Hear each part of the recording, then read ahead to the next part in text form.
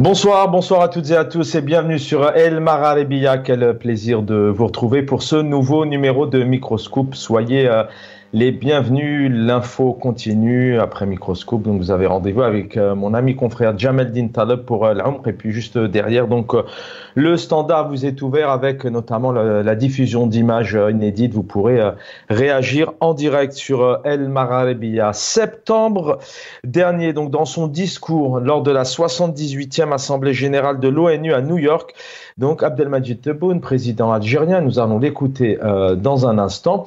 Notamment, il a annoncé, d'ailleurs très bien dans ses baskets, comme on dit, excusez-moi d'expression, mais que l'Algérie allait donc dessaler 1,3 milliard de mètres cubes d'eau par jour d'ici fin 2024, donc d'ici quelques mois. Alors de quoi assécher toute la Méditerranée, une information qui est bien évidemment pas passée inaperçue sur les réseaux sociaux, et nous faire voyager en Espagne en trekking, comme l'a pu le dire certaines presses.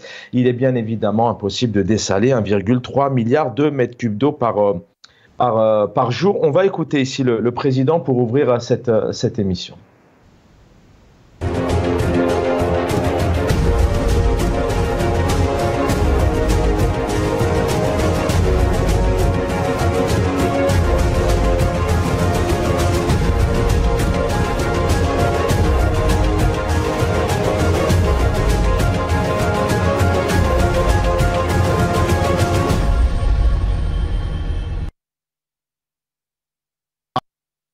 على ذكر المياه، فإن بلادي انطلقت ببرنامج تحلية مياه البحر، وسنصل مع نهاية سنة 2024 إلى إنتاج 1,300,000,000 متر مكعب يوميا إن شاء الله. 1,300,000,000 متر مكعب يوميا.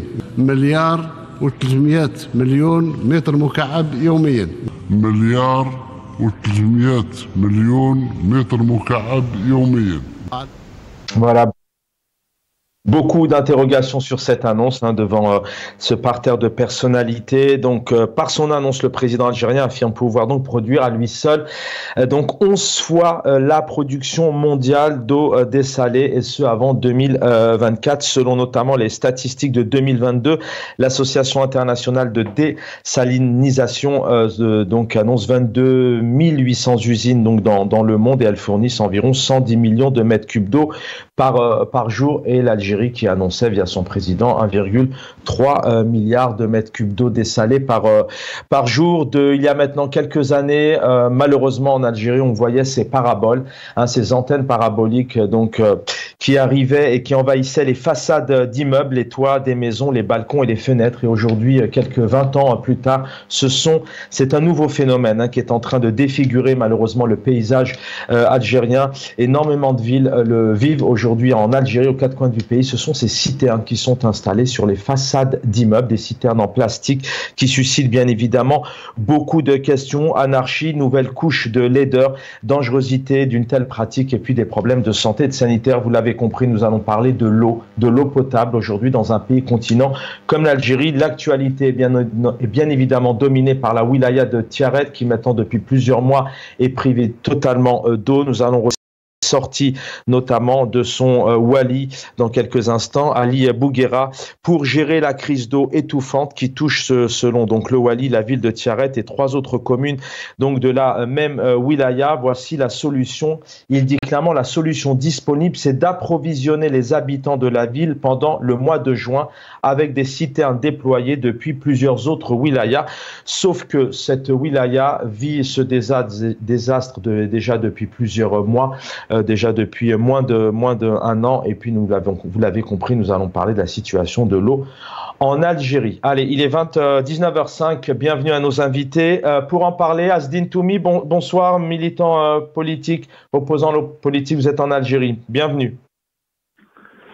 Bonsoir mon ami Chaben, bonsoir à tous les téléspectateurs d'El Magharibiya, bonsoir à vos invités, merci pour votre invitation.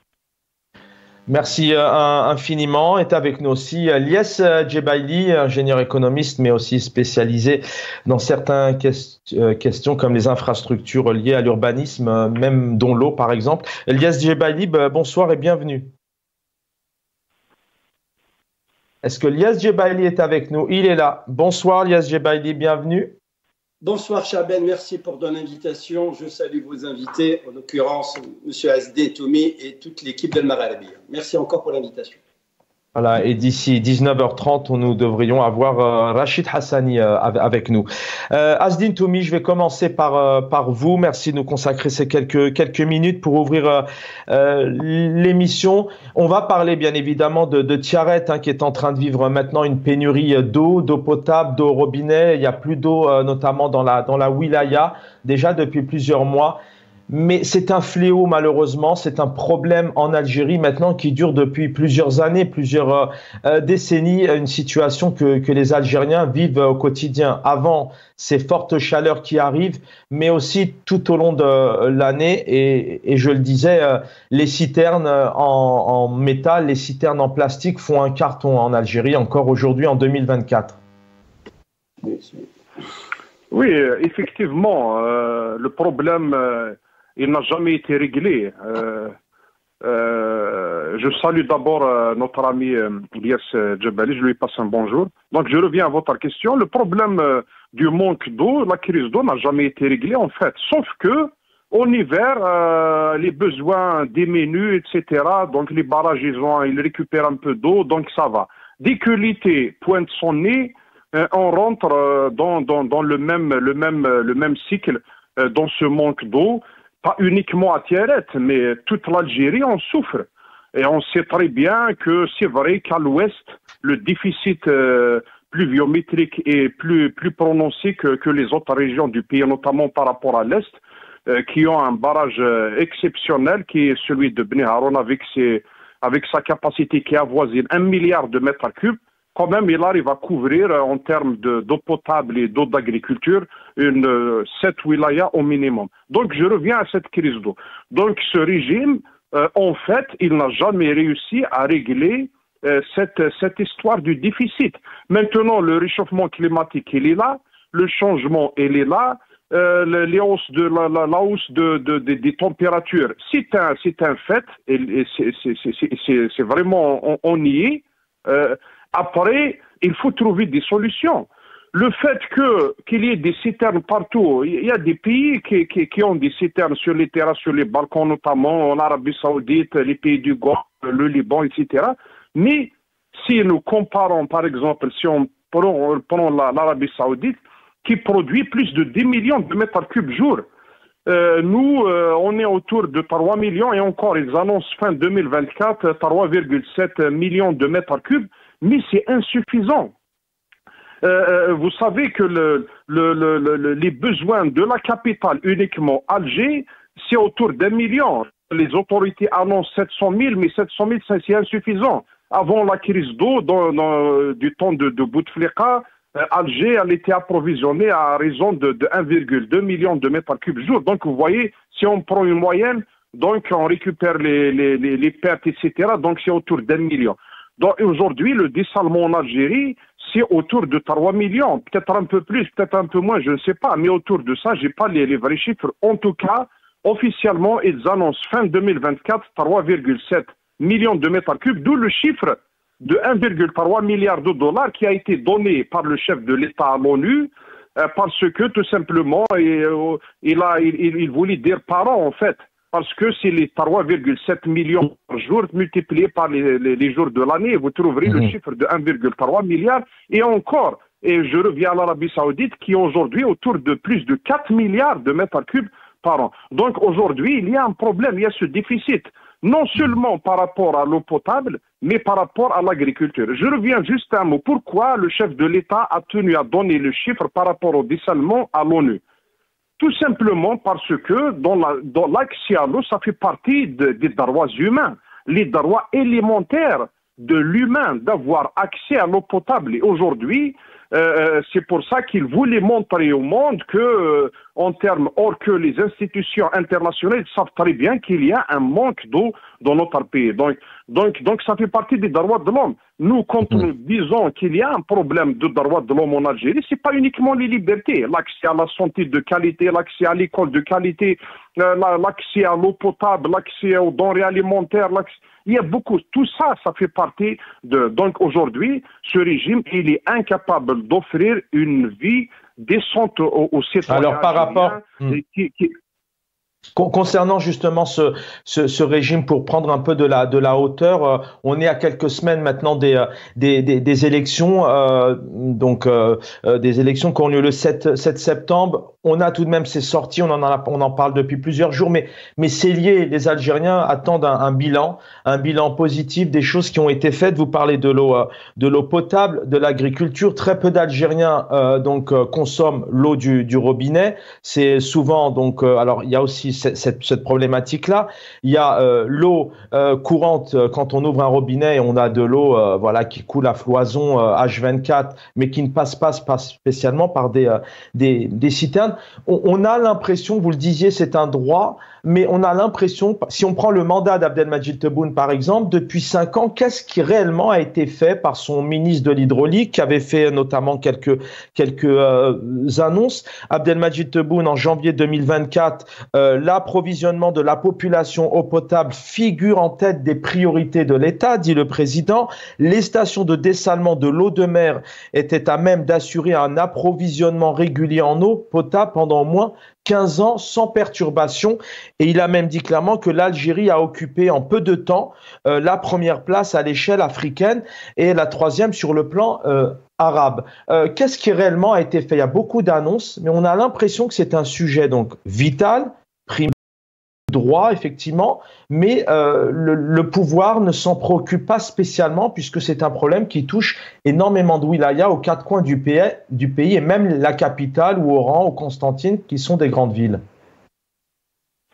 Vous savez, il y a 2 Algéries. Il y a une Algérie sur laquelle parlent les autorités, les responsables à travers des discours qui sont bourrés de mensonges, de langue de bois, de manipulation, de propagande. Et il y a une Algérie réelle dans laquelle les citoyens vivent leur quotidien compliqué. Donc, entre ces 2 Algéries, c'est la terre et le ciel. Après, c'est l'histoire du dessalement, la solution. Aujourd'hui, peut-être je me suis pas bien exprimé tout à l'heure, il faut aller vers le dessalement. Il faut mettre le paquet sur le dessalement, même pour l'agriculture. Aujourd'hui, on a vu que le manque de précipitation il a montré que la capacité qu'on a de stockage dans les barrages, etc., elle est insuffisante. Il y a des barrages Koudi Tasserdoun qui a une capacité de 600 et quelques millions de mètres cubes, mais qui n'a même pas peut-être 20 millions, je ne sais pas. Il y a des années où il était vraiment à sec. Donc notre capacité, elle est incapable de nous garantir la fourniture de la disponibilité de l'eau potable et de l'agriculture. Donc ce mensonge-là, tant que ce régime ne se sort pas de ces mensonges, de ces propagandes, de ce populisme, c'est l'échec après échec. Donc l'histoire de l'eau, elle revient parce que rien n'a été fait. Ils ont construit des stations de dessalement, mais c'est des petites stations de 200 000 mètres cubes, de 150 mètres cubes jour, et voilà. Donc il faut aller vers le dessalement. C'est l'avenir, l'approvisionnement de l'eau pour l'Algérie, c'est le dessalement. Même chose pour l'agriculture. Ils sont en train de donner l'impression aux gens que le il est en train de fournir, de faire un carton dans l'agriculture en Algérie, etc. Or que on sait très bien que le Sahara, c'est un sol hostile. Le climat, il est très difficile là-bas. Les cultures, elles sont, il y a que la culture maraîchère sous serre, etc., où il y a, tu crées les conditions. Mais comme ça, pour le blé, le maïs, etc., c'est toujours un risque pour l'agriculture, Et puis, que représente l'agriculture saharienne dans l'agriculture en général de l'Algérie? On a les hauts plateaux, on a le nord de l'Algérie, etc. Après, il y a toujours ce problème d'approvisionnement en eau. Donc regardez par exemple à l'ouest du pays, l'agriculture cette année, c'est une catastrophe parce qu'il n'y avait pas de pluie et il n'y avait pas d'irrigation à point. Or que dans les discours, on voit qu'il y a des programmes, etc. Mais au final, on ne récolte pas. On sème et on parle beaucoup pour ne rien récolter à la fin. Donc voilà la réalité. Aujourd'hui, il n'y a pas de vision. C'est un régime qui ne peut pas réussir quoi que ce soit. Il a apporté la preuve dans l'industrie automobile, dans l'agriculture, dans l'industrie, dans le pouvoir d'achat, dans tout ça. C'est un pouvoir qui continue d'investir sur les hydrocarbures et sur le minerai pour assurer des rentes, des rentrées d'argent pour pouvoir se maintenir au pouvoir. C'est faire face à toutes sortes de soulèvements ou de colère populaire. Donc il y a pas, moi je ne vois pas de programme à long terme qui puisse aller de l'avant dans l'agriculture ou dans les autres secteurs. C'est un pouvoir aussi qui arrive tout de même. Alors bon, je sais que vous êtes aussi d'origine kabyle, vous comprenez la langue, mais souvent on peut entendre c'est aussi l'eau est de retour, l'eau n'est pas encore de retour, etc. C'est des choses qui malheureusement sont aussi entrées dans les mœurs des Algériens. Je vais essayer de formuler ma question, parce que c'est peut-être pas. Est-ce que c'est pas aussi un pouvoir qui a réussi malheureusement à conditionner les Algériens en leur disant toutes les 2 semaines, tous les 10 jours, parce que ceux qui nous regardent et qui ne comprennent pas, c'est qu'à un moment donné, dans certaines grandes villes, que ce soit des grandes villes en Algérie ou dans des régions montagneuses ou campagnardes, c'est qu'à un moment donné, au bout de 10 jours, 2 semaines, donc l'eau et les robinets sont ouverts, de quoi remplir les citernes. C'est un pouvoir aussi qui a réussi dans ce sens-là, peut-être à faire accepter ces difficultés aux Algériens.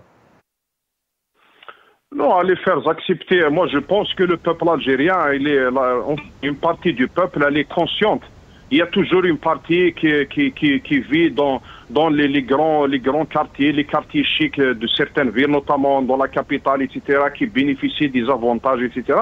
Mais il y a une grande partie du peuple algérien qui est consciente que ce pays il est en train de s'enfoncer. La preuve, les gens sont en train de fuir. Ceux qui ont le moyen de partir, ils partent pour des jours meilleurs. Or que l'avenir de notre jeunesse, l'avenir de nos enfants, il est dans notre pays. Il peut pas y avoir, on peut pas trouver un meilleur avenir que notre pays. Mais malheureusement, c'est ça la réalité. Donc après, ce régime, il n'a que ça à offrir.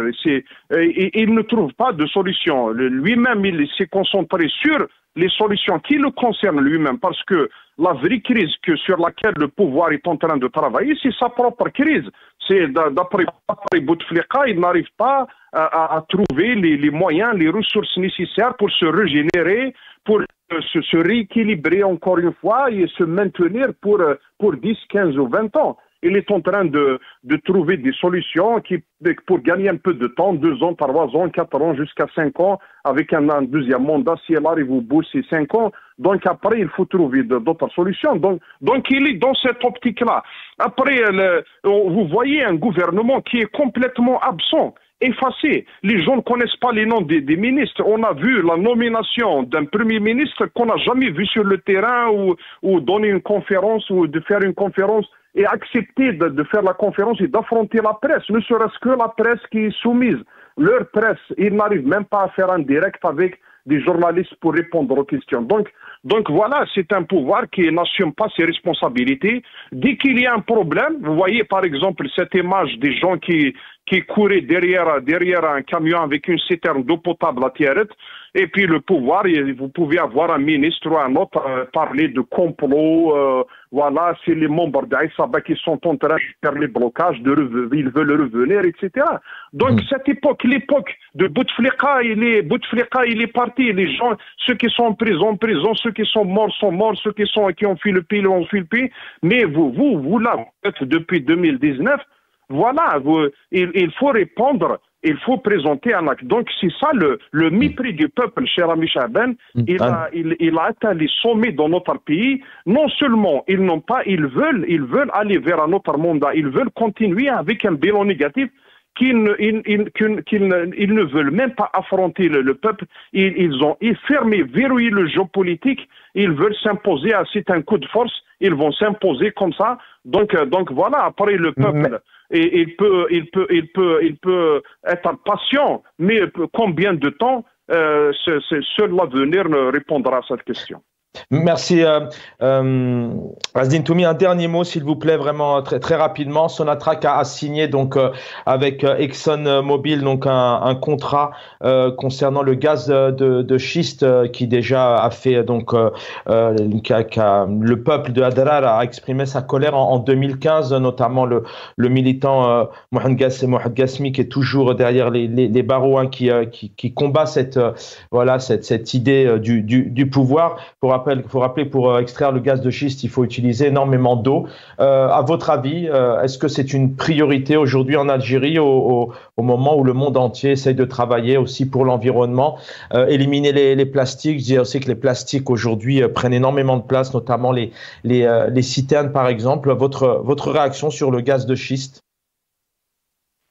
Vous savez, le régime, il sait très bien que pour se maintenir, il a besoin d'argent. Et pour avoir de l'argent, il n'y a rien d'autre que les hydrocarbures. Ils ont signé des contrats à long terme avec notamment l'Union européenne et un certain nombre de pays pour l'approvisionner en gaz. Il faut le trouver, ce gaz. Il faut le trouver coûte que coûte.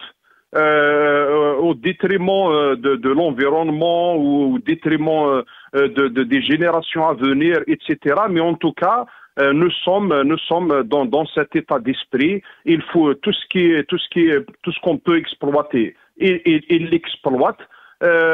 Donc voilà, pour assurer des recettes, pour pouvoir se maintenir. La question, elle aurait été posée sur le plan environnemental. Moi, je suis pas un spécialiste, mais si l'argent des hydrocarbures revient avec des investissements pour développer le pays, on peut se mettre sur une table et parler de gaz de schiste, les technologies américaines maintenant, par rapport à la protection de l'environnement, des nappes phréatiques, etc. C'est un autre sujet. Sincèrement, Chaben, moi je suis pas un spécialiste en la matière, mais en tout cas, le pouvoir a décidé d'exploiter au maximum les ressources de ce pays, non pas pour développer le pays, mais pour assurer des rentrées d'argent, pour pouvoir acheter la paix sociale, corrompre le peuple, etc., et se maintenir au pouvoir. Merci Azdine Toumi, merci d'avoir été avec nous. C'est important de vous avoir ce soir, d'avoir une réaction bien évidemment de l'Algérie. Merci pour votre fidélité. Merci Alias Jebali d'avoir patienté. Ces quelques images, dont notamment c'était ce week-end, samedi, des manifestations, la colère des habitants de la wilaya de Tiaret. Ils n'ont pas d'eau depuis maintenant plusieurs mois et le pouvoir n'a aucune solution.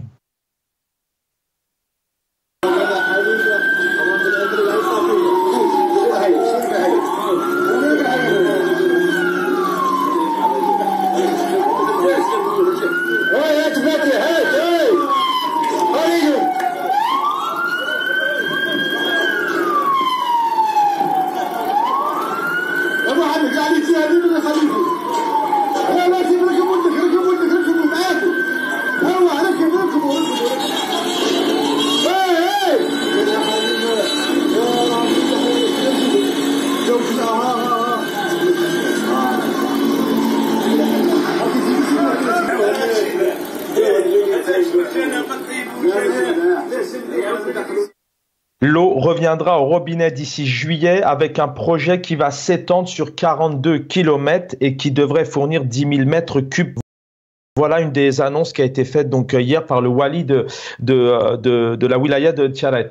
Lies Djebaili, vous avez entendu pas mal de choses. Je sais que c'est un sujet aussi qui vous concerne. D'abord, cette situation de l'eau à Tiaret, mais pas que. Aux quatre coins du pays, les Algériens subissent des pénuries d'eau tout au long de l'année, peu importe la période. Une réaction sur cette situation de l'eau en Algérie? Tout d'abord, Chaben, la consommation mondiale en eau, elle est de 24 millions milliards de litres. 24 millions milliards de litres. C'est-à-dire que l'eau est une ressource vitale, renouvelable, mais pas illimitée. À quel point l'eau est très importante dans la gestion d'un pays. Dans les pays modernes, on considère l'eau, l'importance du facteur eau, comme stabilité politique et dans le développement social et économique d'une nation. C'est comme ça la vision moderne des économistes qui sont spécialisés dans l'eau. Revenons à notre pays. Notre pays, il est situé géographiquement dans la région MENA, Moyen-Orient et Afrique du Nord. Et il y a un institut qui vient de faire une étude, ça fait même pas une semaine, qui vient de rappeler qu'il y a 51 pays qui vont souffrir en 2050. Et parmi ces 51 pays, c'est l'Algérie, avec une note, avec un niveau extrêmement élevé, c'est-à-dire la zone quasiment rouge. Ça s'explique, on n'a même pas besoin de passer par l'Institut. Zone quasiment entre 70 et 80% de l'Algérie est désertique, il faut le dire, pluviométrie très faible dans le sud, quasiment inexistence, un peu au-dessus de la moyenne dans le nord, une démographie qui commence un petit peu, on va dire un peu galopante, donc la démographie algérienne en 2030 en sera 50 millions, ça veut dire que la consommation en eau sera de plus en plus importante, et ça il faut le signaler, ça c'est très important. Autre chose, les 70% de la consommation d'eau, elle va à l'irrigation de l'agriculture. Donc tout ce que nous produisons, l'eau qui se trouve en Algérie, 70%, elle va à l'irrigation pour l'agriculture et les 30% restants pour la consommation de l'eau potable. Or, moi personnellement, je ne suis pas vraiment un adepte des usines à dessalement. Pourquoi? Très simple.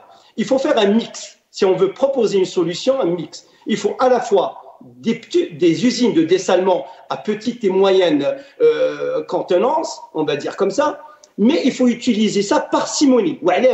Pourquoi? Parce que, c'est cher, et deuxièmement, c'est l'impact environnemental. Parce que plus tard, l'Algérie va se diriger, à l'instar d'autres nations, vers une transition écologique. On parle de développement durable, on parle de biomasse, on parle d'énergie verte, des énergies propres. Donc forcément, quand vous dessalez l'eau, il reste le saumure. Mais saumure, on n'a pas besoin, on ne va pas l'utiliser. Et tout ça, ça va nous empoisonner un peu les terres. Donc, il faut faire un mix, c'est-à-dire des usines de dessalement pour des besoins vitaux, consommation en eau potable pour les populations, et aussi les barrages.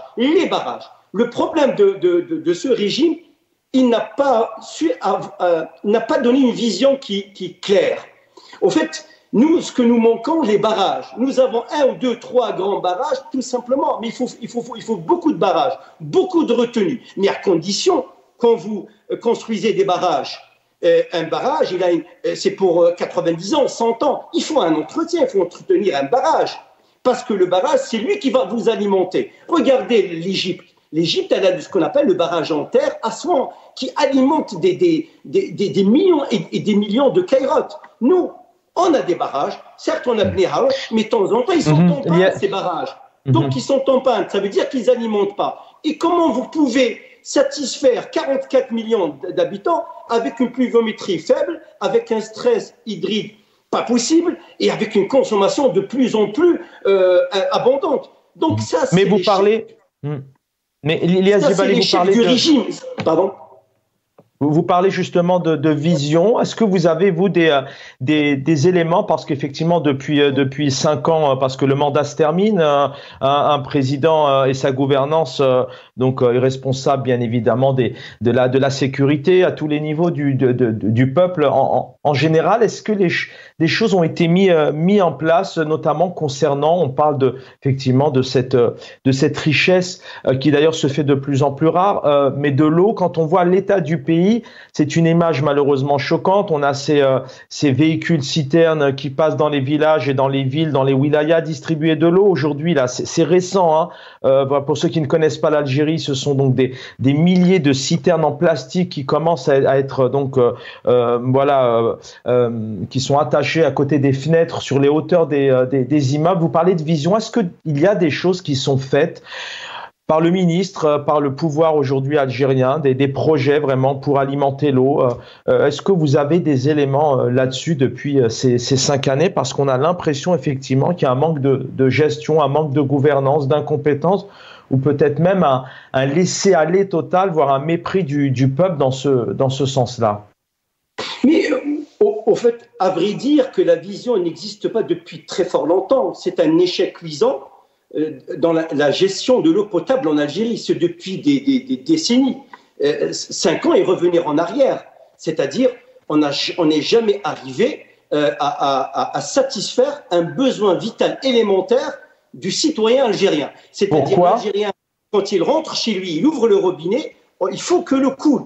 Mais non, heureusement, des fois, il y a une pénurie d'eau qui dure des journées et des journées. Le citoyen, si vous voulez un citoyen qui soit, je veux dire, bien dans sa vie et qu'il apporte et qu'il contribue à la richesse du pays, il faut qu'il ait de l'eau. L'eau pour faire...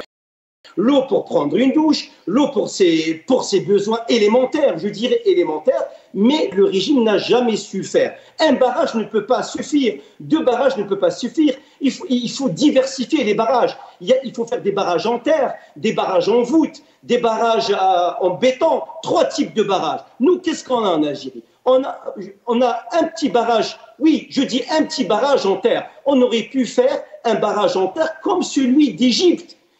C'est important avec des grosses retenues pour alimenter. Et en plus, avec un entretien et un suivi régulier, il faut faire une veille économique pour savoir pourquoi on n'arrive pas à satisfaire les besoins vitaux. Parce qu'il risque une explosion sociale quand il n'y a pas d'eau. C'est pas possible. Vous savez, quand quelqu'un achète une maison, la première idée qui lui revient à la tête, c'est comment construire une bâche à eau. Pourquoi? Parce que c'est une survie pour lui. Vous habitez dans une belle maison, dans un bel appartement, vous avez 110 mètres carrés et vous manquez de cette ressource vitale dans votre vie. C'est comme si vous n'existez pas finalement, parce que l'eau, il vous accompagne dans votre vie de tous les jours. L'eau, c'est la vie. Dans votre geste quotidien, je veux dire dans la préparation du manger, dans la préparation de la propreté de la maison, du pays, c'est important. Quand il n'y a pas d'eau, il n'y a pas de vie. Quand il n'y a pas d'eau, il n'y a pas de vie. On ne peut pas nous dire que c'est un pays qui est développé quand il n'y a pas d'eau. Ce n'est pas possible. Merci, Yes. Comme certains pays africains en voie de développement. Oui. Vous restez avec nous. Je vous reprends dans un instant quelques petites minutes avec Rachid Hassani qu'on a eu cette semaine, secrétaire national au RCD, qui connaît bien le pays, qui voyage tout au long de l'année. Rachid Hassani, bonsoir, merci d'être là. Vous êtes en charge de la communication. D'ailleurs, le parti était à Sétif hier. Voilà, la situation n'en peut plus aujourd'hui, mais bon, nous de notre côté, on sait très bien qu'on parle de Tiaret, mais on pourrait parler de plusieurs wilayas qui tout au long de l'année souffrent pour ces problématiques d'approvisionnement d'eau à l'intérieur de leurs citernes et afin que le robinet coule. On en est là en Algérie. Un point là-dessus sur la situation de l'eau en Algérie, le manquement, la responsabilité du pouvoir. Est-ce qu'il y a des choses qui ont été faites aujourd'hui depuis quelques années, notamment depuis l'arrivée au pouvoir d'Abdelmadjid Tebboune? Merci pour l'invitation, Chaban. Bonsoir. Bonsoir à Lès Djibali. Bonsoir aux téléspectateurs de Magharibiya. Je vais essayer d'aborder cette question du point de vue d'un cadre politique, donc du point de vue de mon parti, du point de vue, donc voilà, donc je ne suis pas spécialiste en la matière pour pouvoir donner des informations sur... Mais vous avez le quotidien des Algériens tout de même, et vous avez le vôtre. Oui, c'est ça, donc je vais beaucoup plus parler du quotidien des Algériens, de cette faillite générale du régime Tebboune et de tous les régimes qui se sont succédés depuis 62. Ce qui se passe aujourd'hui à Tiaret est une image, est une illustration parfaite de l'échec et d'un bilan désastreux de Tebboune depuis notamment 2019, dans la prise en charge des priorités, des besoins des Algériens sur le plan effectivement de l'eau qui est vitale, qui est une ressource vitale pour la vie d'un citoyen. d'un être humain d'une manière générale, de l'Algérien d'une manière particulière. Nous vivons des problèmes dans le secteur, dans tous les secteurs, à l'image du secteur de la santé, à l'image du secteur donc, des travaux publics, à l'image de l'école, à l'image du commerce qui reste quand même un bazar depuis quand même des années. On n'arrive pas à juguler l'inflation, on n'arrive pas à mettre fin aux pratiques spéculatives. Donc tout ça fait partie d'un bilan d'un gouvernement. La différence entre ce gouvernement et les autres, c'est que ce gouvernement aussi, il a cette prétention de nous balancer des chiffres et de dire que tout va bien, que nous avons une relance économique, que le chef de l'État et son gouvernement s'intéressent aux problématiques sociales des Algériens. Force est de constater aujourd'hui que la réalité est tout autre. La réalité des Algériens est tout autre aujourd'hui. L'autre problème aussi, c'est qu'à chaque fois, on nous balance des chiffres d'un certain nombre d'investissements sur le plan social, mais l'impact est insignifiant. Est insignifiant parce que il n'y a pas de prospective, il n'y a pas de planification, parce qu'il y a beaucoup de gabegie et beaucoup de corruption en cours de route. Et donc l'impact des projets sur le quotidien des Algériens est insignifiant. Cette problématique de l'eau est vécue par les Algériens depuis des années et des années. Et pourtant, chaque gouvernement qui vient annonce la résolution du problème d'une manière définitive en vue des investissements importants prétendument annoncés par les différents gouvernements et les ministres jusqu'à présent. Donc voilà ce qui se passe à terre risque de se reproduire encore dans d'autres localités, parce que le problème des Algériens dans la réalité ne sont pas résolus. Ils ne sont résolus que dans les GT de 20 heures et dans les différentes GT des médias publics et parapublics. La réalité est amère aujourd'hui pour les Algériens. Et voilà. Et on rappelle. Ils ont parlé d'un bilan désastreux, en plus du bilan dont nous avons fait part plusieurs fois dans vos émissions, donc sur le plan politique, sur le plan des libertés. Voilà encore le bilan social qui rattrape le gouvernement d'une manière assez violente et assez éloquente. Et on rappelle que vous étiez à Sétif hier et vous n'avez pas eu de médias, voire quelques médias qui étaient présents, notamment autour du président Akhenchla. C'est pour aussi vous dire un peu le deux poids, deux mesures des médias. Mais en tout cas, une autre question avant de vous libérer. Est-ce que quelque part, et vraiment essayer d'analyser cette question sans spéculation encore une fois, mais on a l'impression aussi que en Algérie, le pouvoir a peut-être tendance à laisser le peuple dans des problématiques primaires comme l'eau. Et c'est vrai que quand on est papa, on est maman, on est étudiant, étudiante, lycéen, parfois même à l'école élémentaire, quand on se préoccupe de ce genre de problème en 2024, c'est-à-dire de ne pas avoir d'eau courante, eh bien effectivement, quand on a ça dans la tête, on n'évolue peut-être pas, on va pas à la bibliothèque, on n'essaye pas de s'instruire, de militer, de monter des associations. Je ne sais pas si vous cernez à peu près l'angle de la question, mais est-ce que c'est pas quelque part un peu aussi volontaire du pouvoir algérien de laisser le peuple dans ses difficultés? Il y en a plusieurs, mais notamment l'eau, quand on est papa et maman et quand on se préoccupe de trouver voilà quelques bouteilles d'eau, c'est vrai qu'on n'a peut-être pas de temps et on n'a pas de préoccupation à s'investir dans d'autres secteurs pour éveiller les consciences et faire avancer le pays autrement. Avant de répondre à la question, je rappelle effectivement que nous étions hier à Sétif, que le président du parti Ahmed Mazouz, donc le président du RCD, a animé donc une rencontre débat avec les citoyens de Sétif. C'est dans le sillage des rencontres que nous essayons donc d'organiser avec les citoyens dans les différentes localités à travers le pays, à la lumière donc de cette brèche qu'on est en train d'exploiter quand même à l'approche du rendez-vous électoral. De l'autre côté, effectivement, vous avez pu le constat, comme vous l'avez pu le constater. Donc, il n'y avait pas ces médias qui accourent à chaque fois quand il y a quelqu'un qui fait dans les louanges du pouvoir. Donc, nous sommes toujours frappés de cette interdiction et de passer dans les médias, même si effectivement pour la deuxième fois la chaîne de télévision nationale était là et c'est connu. Donc, à chaque fois à la veille d'un rendez-vous électoral, donc ils envoient la télévision pour refermer la parenthèse et tout de suite après. C'est étonnant. Donc, je reviens à votre question. Et effectivement, il y a beaucoup qui pensent que c'est prémédité de la part du gouvernement, mais je pense qu'il leur paraît beaucoup d'intelligence, qu'ils préméditent ça pour détourner les Algériens de leurs préoccupations, des préoccupations les plus importantes et des priorités comme la politique, le changement donc du système et autres. Je ne pense pas. Je pense que c'est beaucoup plus un problème d'abord de légitimité politique, parce que sans légitimité politique, toute l'architecture de l'État, toute l'architecture des institutions peine à assumer leurs responsabilités, donc à asseoir l'autorité de l'État, à asseoir l'autorité du gouvernement dans la mise en œuvre de projets. Et c'est une architecture qui est faite aussi pour s'ouvrir d'une manière très dangereuse à la gabegie et à la corruption. Ça, d'un côté. De l'autre côté, je pense aussi que l'incompétence à tous les niveaux et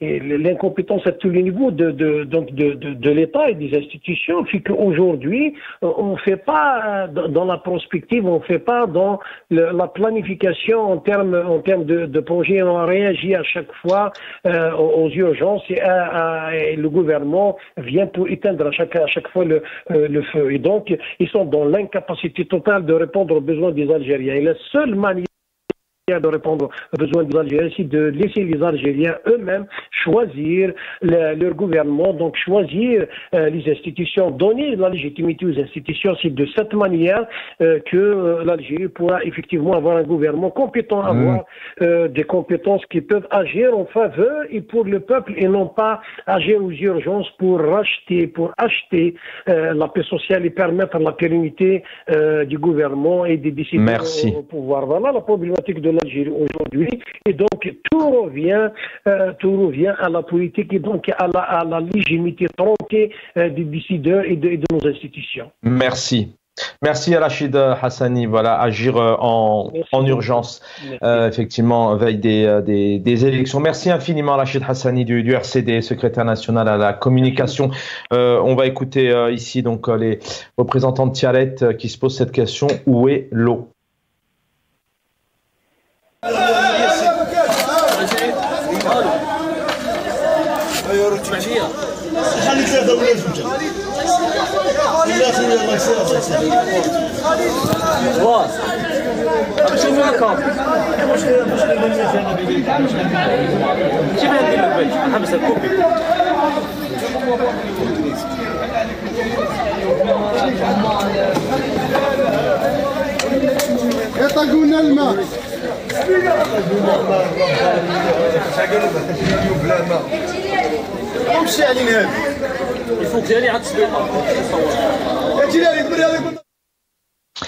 Lies Djebaili, on continue la discussion avec vous effectivement sur cette situation de l'eau en Algérie, et puis aussi ce contrat de la Sonatrach, une grande entreprise d'État qui signe aussi avec cette société américaine ExxonMobil. Lies Djebaili, avant de revenir sur le gaz de schiste, je sais que on en a déjà parlé ensemble sur ce plateau. Mais effectivement, pour revenir un peu sur les derniers mots de Rachid Hassani, agir un peu dans l'urgence, des annonces encore dans l'urgence du pouvoir algérien. Qu'est-ce qui se passe au sein de cette gouvernance? On manque de compétences, de stratégie, de savoir-faire, notamment pour faire en sorte que ce pays aille mieux, notamment dans ses droits. Vous le disiez tout à l'heure, c'est un droit primaire d'avoir accès à l'eau. Notamment depuis ces 5 ans, je le disais, on n'a pas l'impression que les choses ont été faites malgré un certain nombre de réalisations annoncées par le président algérien.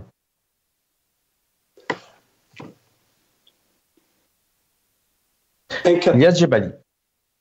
Incapable, le mot paraît faible pour les tenants du pouvoir. Je le dis, je le redis, incapable, le mot paraît très faible pour les tenants du pouvoir.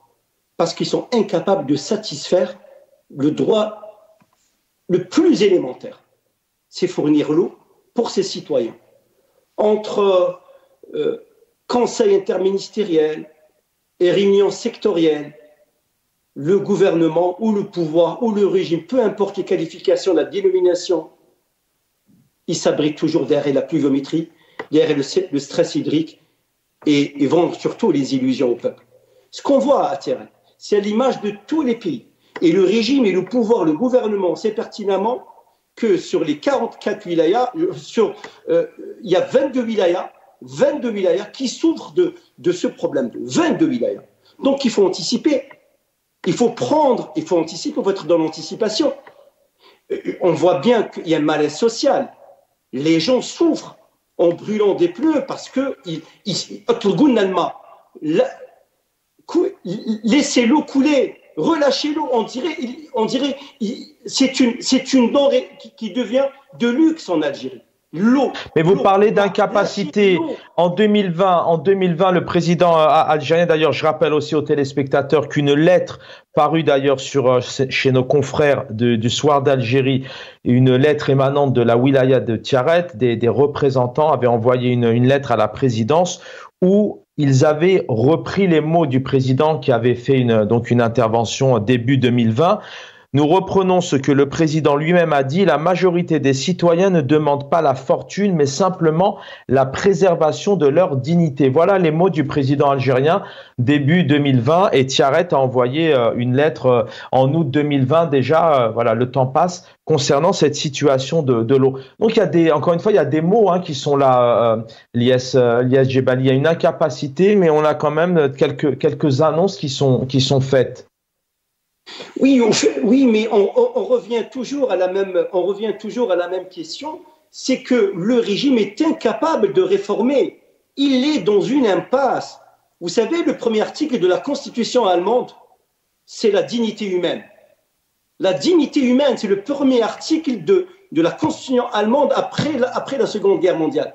Je veux dire, s'il n'y a pas la dignité de l'Algérien, elle est où quand il n'y a pas d'eau?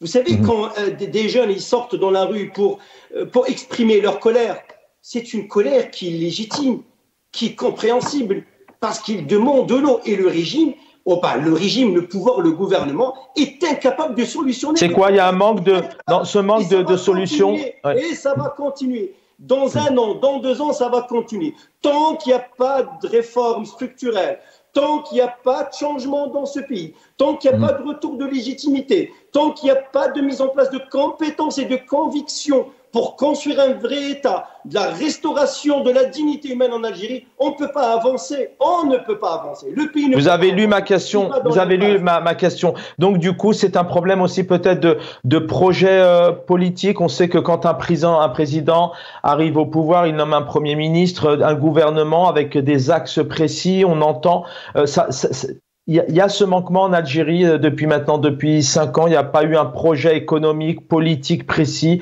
pour développer le pays, notamment réformer certains secteurs comme l'eau ce soir. C'est un manque en Algérie, ce projet, ces orientations politiques pour le bien des Algériens.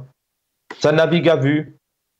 Mais au fait, je le dis, je le redis, on n'a pas une orientation ni projet politique, ni social, ni économique, ni politique. La politique, quasiment, elle est anéantie en Algérie. La société, elle est confisquée. La société civile, elle est verrouillée. Les projets sont passés à la trappe. Nous avons un régime le régime, il veut vendre que des illusions.